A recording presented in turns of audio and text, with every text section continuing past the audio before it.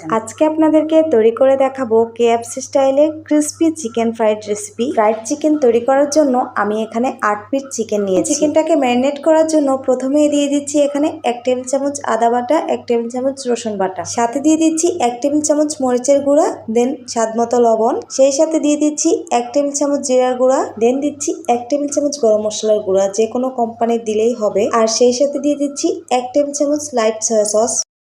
এখন সবগুলো মশলার সাথে চিকেনটাকে ম্যারিনেটের জন্য ভালোভাবে মেখে নিতে হবে।